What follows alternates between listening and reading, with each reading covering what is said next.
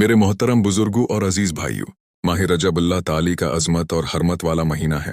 اللہ تعالی قرآن پاک میں ارشاد فرماتا ہے، بے شک مہینوں کی گنتی اللہ کے نزدیک 12 ہے، ان میں 4 حرمت والے ہیں۔ سورۃ التوبہ 86۔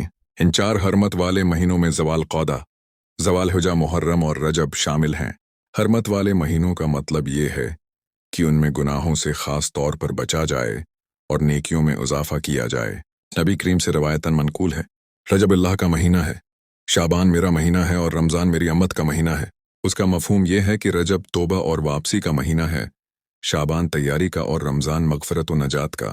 اے اللہ کے بندو، ماہ رجب ہمیں یہ پیغام دیتا ہے کہ ابھی وقت ہے، ابھی دروازے کھلے ہیں، ابھی توبہ قبول ہو رہی ہے۔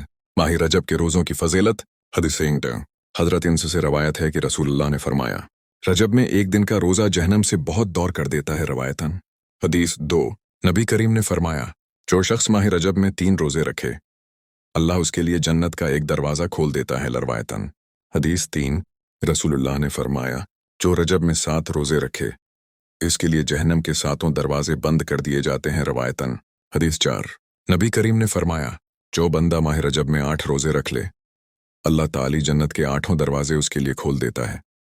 روایتاً حضرت حسن بصری فرماتے ہیں، رجب بیج بونے کا مہینہ ہے، شعبان پانی دینے کا اور رمضان فصل کاٹنے کا۔ نبی کریم کی دعا، اللہم بارک لنا فی رجب و شعبان و بلغنا رمضان۔ اے اللہ، ہمیں رجب اور شعبان میں برکت عطا فرما اور ہمیں رمضان تک پہنچا دے۔ عملی نصیحت، آئیے اس ماہ رجب میں عہد کریں کہ گناہوں سے سچی توبہ کریں گے، نفلی روزوں کا اہتمام کریں گے، نماز اور قرآن سے تعلق مضبوط کریں گے، رمضان کی تیاری دل سے کریں گے۔ اختتامی دعا، اے اللہ، ہمیں ماہ رجب کی قدر کرنے کی توفیق عطا فرما، ہماری توبہ قبول فرما اور ہمیں ایمان و صحت کے ساتھ رمضان تک پہنچا دے۔